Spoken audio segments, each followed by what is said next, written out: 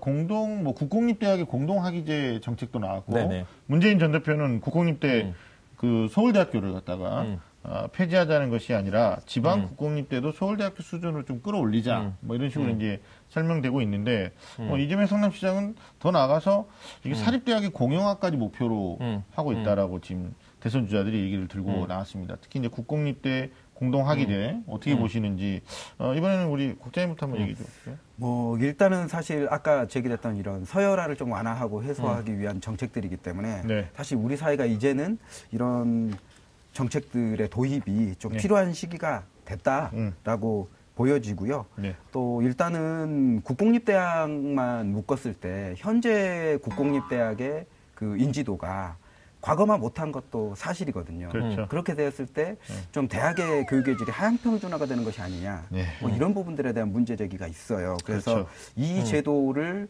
정책적으로 구현을 하기 위해서는 대학 교육의 질을 담보할 수 있는 어떤 혁신안 이런 부분들이 병행되지 않으면 현실적으로 좀 우리 사회의 교육 문제를 해결하기가 좀 어렵다라고 보여진다라고 생각이 되고요. 네. 또 이재명 후보의 정책은 사실은 공영형 사립대학 체제도 좀 구축을 하겠다라는 것이기 때문에 주요 거점 국립대학이라고 표현하는 좀 좋은 국공립대학과 또 공영형 사립대학 그러니까는 소위 말하는 주요 사립대학 여기에 연고대가 들어올지 안 들어올지는 모르겠지만 이런 네트워크가 좀 함께 병행돼서 구축이 된다라면 좀 그 긍정적 기대를 해볼 수 있지 않을까 생각이 되고 저희도 사실 이와 관련해서는 학생들의 입시 고통에 대해서 굉장히 관심이 많은 단체이기 때문에 이 해소를 위해서 저희는 이제 대학 입학 보장제를 좀 이야기를 하고 있어요. 지금 촘촘화된 서열화 점수를 가지고 학생들을 선발하는 것으로 통해서 좀 입시 경쟁 고통이 심화되고 있는 것이기 때문에 일정 수준의 수능 점수 또 일정 수준의 내신 점수를 좀 받았다라면 좀 학생들을 대학 입학을 보장을 해주자. 그래서 좀 특정 대학의 개수를 가지고 저희도 마찬가지로 이제 국공립대학과 또 주요 사립대학을 문을 닫지 않고 있습니다. 그래서 주요 사립대학이 들어오면 좀 공영형으로 네트워킹을 형성하고 또 현재 대부분 대학들이 재정난을 겪고 있는 것이 좀 사실이거든요. 맞죠. 그래서 교육의 질을 담보하는 것은 사실 교수 1인당 학생 수입니다. 교수 1인당 학생 수의 문제가 좀 적정화되었을 때 좀 대학의 교육의 질이 가장 담보된다라고 보고 좀 이런 인건비라든지 경상비를 좀 대학에 지원하는 방식. 사실 그동안 교육부가 재정 지원 사업으로 상당히 2조 이상의 돈을 좀 남발한 경향들이 있거든요. 좀 요런 좀 남발되었던 재정들을 다시 좀 재조정해서 대학들의 재원을 구축하고 이런 방식으로 네트워킹을 통해서 좀 교육의 질을 담보하고 학생을 더 이상 좀 성적 경쟁으로 고통받지 않도록 하는 좀 대학 입학 보장제를 저희가 또 각 그 대선 후보들에게 좀 제시를 하고 있는 중인데요. 대학 입학 보장제가 실현이 되면 학생들이 몇 개 대학은 당연히 보장 입학한다. 뭐 이런 게 정해지는 거. 6개 지원하면 그중에 2개는 반드시 입학한다. 그게 아니라 어느 일정 수준이 되면 들어간다. 일정 수준이 되면. 이게 이제 영국의 방식을 좀 혼용한 것인데.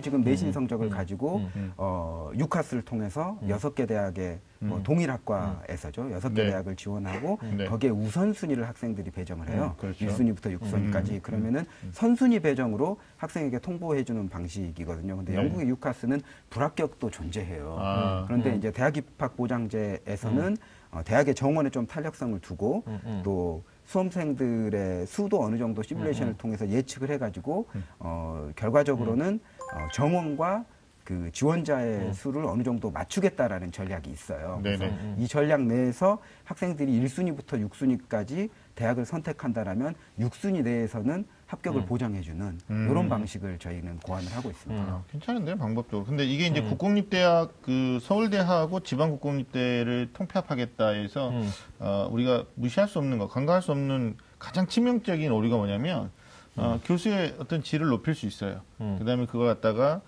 전부 네트워킹 할 수도 있는데 문제는 교수진이 아무리 훌륭해도 지방국립대 이제 진학하는 학생들의 수준, 그 수준을 높이기 위한 방법에 어떤 일정성이 없거나 통일성이 없다면 결국 또 거기 안에서 서열이 정해지게 되겠다. 네. 그래서 이제 저희도 그 안을 고안을 할 때 대학 수학 능력의 어느 정도 안정성들을 보장해야 되기 때문에 사실 1등급을 맞는 학생 내에서 어떤 질적 차이가 크지 않은 것도 사실이고 또 1등급의 극간에 있는 학생과 2등급 정도 있는 학생이 또 크지 않은 것도 사실이거든요. 그래서 충분히 이 대학에서 공부할 수 있는 능력을 갖췄다라는 이런 적정선들을 우리가 이제 보장을 하고 그동안에 이제 입시의 패러다임이 경쟁과 선발의 패러다임이었다라면 이제는 적정자와 또 보장의 패러다임으로 좀 바뀔 필요가 있다라고 보는 거죠.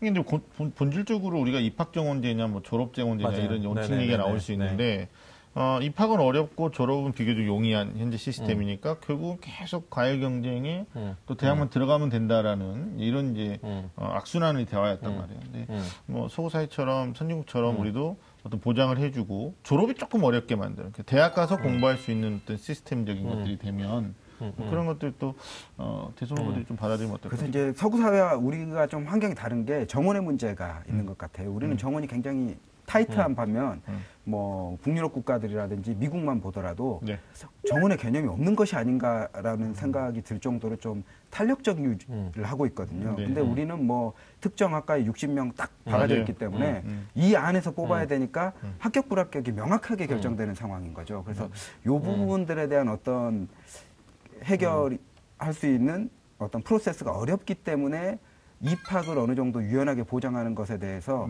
상상력이 부족하지 않나라는 생각이 들어요. 그래서 이 부분들을 좀 해결하기 위해서 저희가 어떤 대학 수학 능력의 적정선을 정하고 좀 탄력된 정원에 의해서 합격을 보장한다. 이런 안을 좀 고안해냈다라고 보시면 될 것 같습니다. 그러니까 이게 이제 결국은 초중고 과정을 거치고 대학의 문턱에 딱 쓰는데 여기서부터 역순으로 어떻게 보면 막힌 게 뚫릴 수가 있다라는 거죠. 제가 지금 얘기 듣는 과정에서 우리가 사전에 뭐 이런 이야기를 먼저 나누지 않았기 때문에 리얼 토크 아닙니까 지금? 네.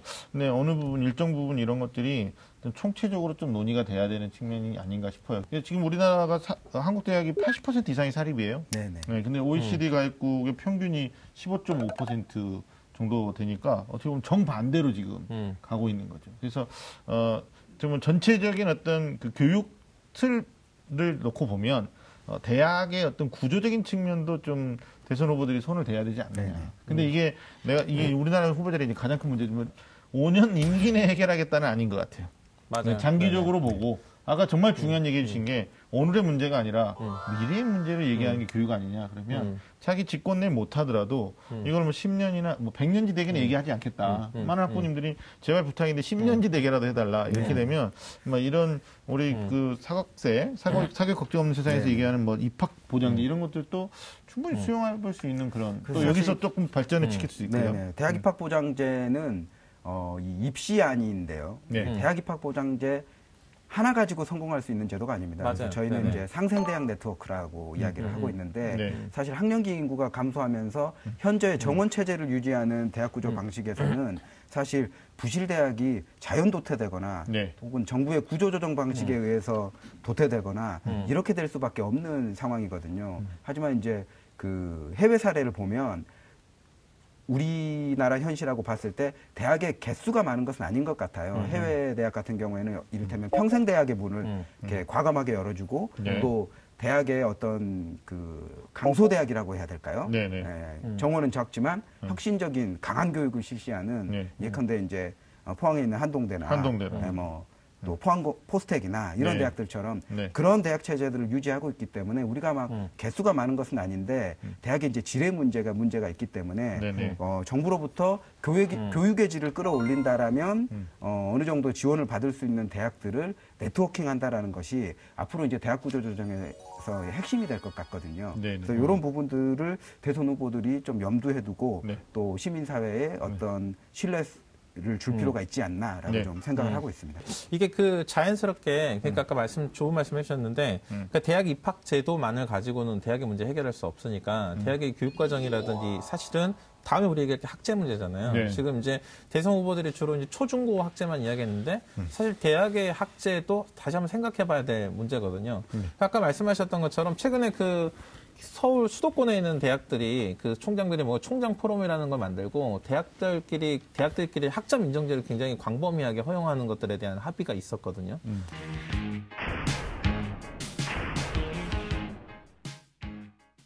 그러니까 학생들이 우리나라 대학이 그러니까 사실은 지금 문재인 후보나 이재명 후보가 갖고 있는 생각에 가장 그 문제는 뭐냐면 우리나라 대학 너무 서열화됐다.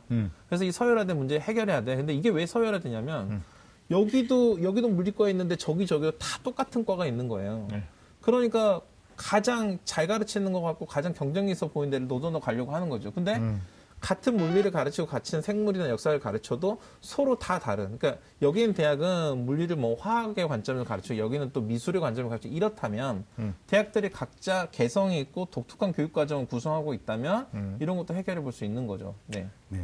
그래서 이제 그동안 정부가 실시했던 좀 대학 교육의 질을 담보하기 위해서 실시했던 정책들 보면 상호 모순적이에요. 이를테면 사실 말씀하신 대로 우리나라의 종합대학들이 다 백과점식으로 네, 학과들을 맞아요. 이렇게 그러니까 그 종합대학이라고 해서 네. 모든 학과를 다 유치하는 깔고 있는데 또 정부가 실시하는 재정 지원 사업을 보면 특색 사업을 하라는 거죠, 대학들 보고. 그렇죠. 학과는 백과점식인데 모든 대학이. 네네. 이게 이제 서로 모순적이고 그래서 저희가 이제 제안하고 있는 상생대학 네트워크도 좀 이런 대학의 특성화를 어떤 학제에 네. 혹은 이런 개편들을 좀 요구를 하고 있습니다. 그래서 그렇죠. 특정 기간 동안 평가 지표를 두고 지정하고 재지정하고 지정 취소하고 이런 장치들을 통해서 네. 좀 대학이 그동안에는 선발한 학생들의 성적으로 서열화되어 있었는데 이제는 좀 교육의 질을 좀 담보할 수 있도록 여건을 만들어 주는 것이 가장 중요할 것 같아요. 그래서 네.